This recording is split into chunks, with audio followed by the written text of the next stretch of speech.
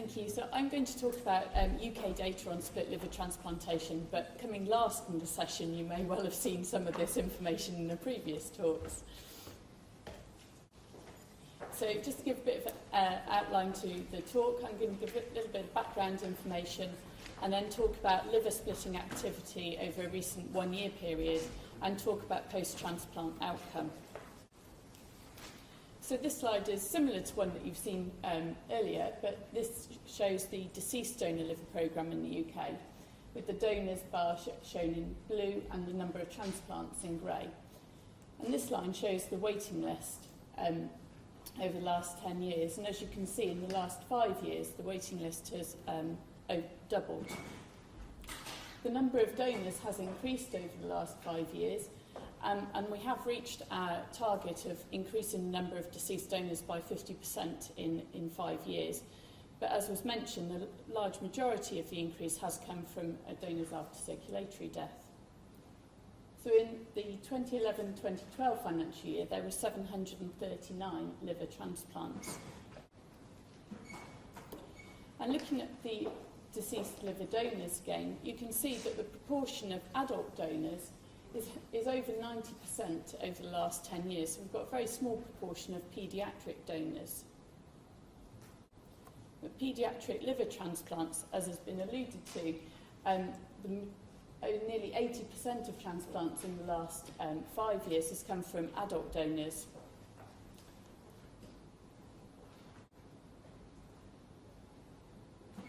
So looking at deceased donor liver transplant activity, here we have the total number of transplants over the last 6 years since the introduction of the splitting policy.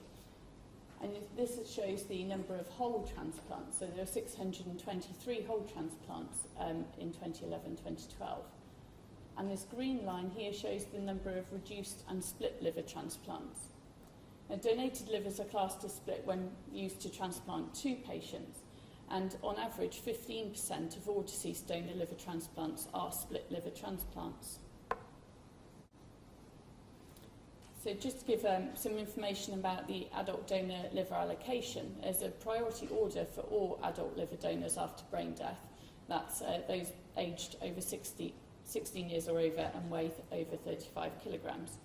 Initially, super urgent patients locally and then nationally would be allocated the liver, followed by hepatoblastoma patients and intestinal failure patients.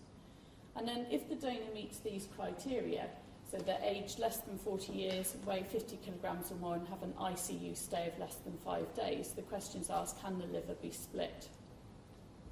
If the liver isn't split, then the liver goes to elective patients locally and then nationally. So looking at liver splitting, if the criteria are met and the liver is considered suitable for splitting, the left lateral segment is offered to UK paediatric liver transplant centres. If the zonal centre, so where the donor is, if the centre with that donor hospital is a paediatric centre, then their paediatric patients have priority over patients at other paediatric centres. Left lateral segments from blood group O donors must be offered to blood group O and B paediatric patients nationally before they can be considered for other blood groups. And if the left lateral segment is declined by the paediatric centres, then the zonal centre can transplant the liver as a whole liver. Usually one part of the liver is retained by the centre that splits the liver, while the other part is imported by another centre. And any liver transplant centre in the UK can split a liver for transplantation. These data are reported to the Liver Advisory Group on a 6-monthly basis for monitoring.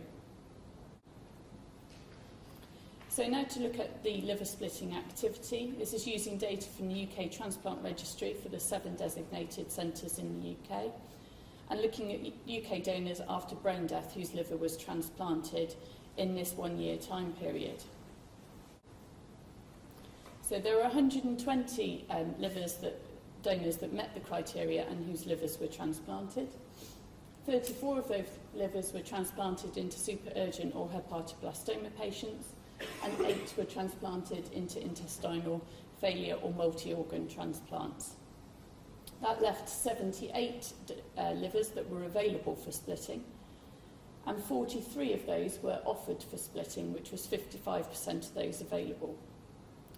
Of those livers offered for splitting, 30 were split, 70% of those offered, and the remaining livers were transplanted whole, so 48.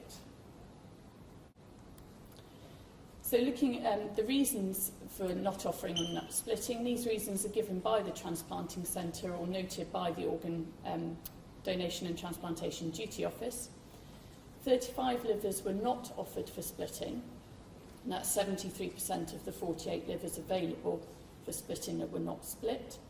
And of those 35, 69% were not offered for splitting for donor reasons, such as liver function or donor history. 13 livers were offered for splitting but were not split. That's 27% of the 48 livers available. And the reasons given for those covered donor anatomy, no suitable recipients, donor size, donor virology and donor history. So moving on to look at post-transplant survival, again using data from the UK Transplant Registry between April 06 and March 2012. Looking at elective liver transplants using livers from donors after brain death and adults aged greater than or equal to 17 years. A split liver is defined as retained if the liver was split in one centre, implanted at that centre, and imported if the liver was split elsewhere, imported and then implanted. And we looked at univariate transplant survival estimates using the Kaplan-Meier method, and transplant survival is defined as the time from liver transplant to the earlier of graft failure or patient death.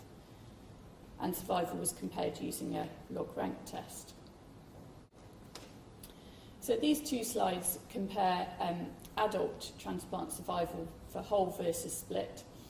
And for 1 year transplant survival for transplants between April 06 and March 2012, there was a significant difference in 1 year outcome, with whole transplant survival of 89% compared to split for 84%.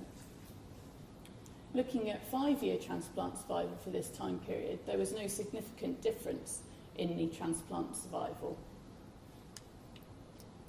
And looking at a more recent time period for grafts between April 09 and March 2012, the transplant survival at 1 year, again, no significant difference, and also at 2 years there was no significant difference in the outcome.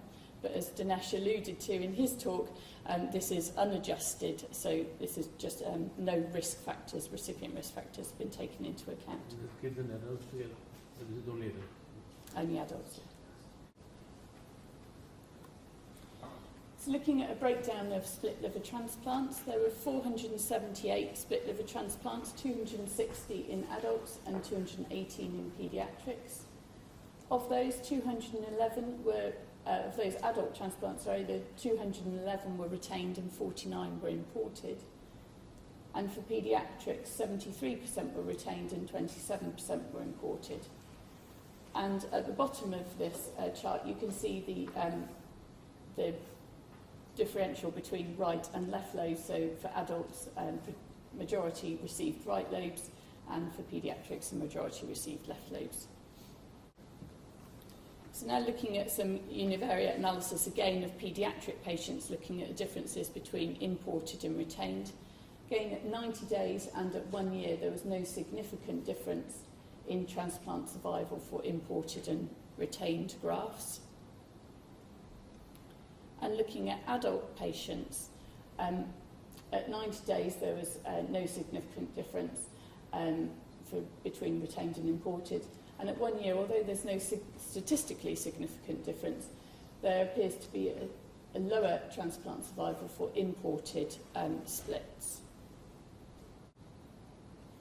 So just to summarise, 15% of all deceased donor liver transplants are split liver transplants, and donors after brain death aged less than 40 years, weighing 50 kilograms or more and having an ICU stay of less than 5 days meet the splitting criteria. 55% of livers meeting the criterion available for splitting were offered for splitting, and 69% of livers were not offered for splitting due to donor reasons. Of the livers meeting the splitting criteria, offered but not split, 31% were due to donor anatomy, and 31% due to no suitable recipients, and 23% were due to donor size.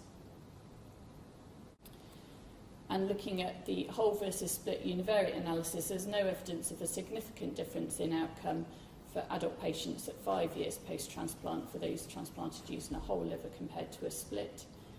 And looking at a retained versus imported univariate analysis, there's no evidence of a difference in survival at 90 days and 1 year for paediatric patients. And although there's no statistically significant difference, there is some evidence to suggest that for adults transplanted using an imported split liver had inferior 1 year survival. For the retained versus imported, there was very small numbers in the analysis, so we should interpret those results with caution.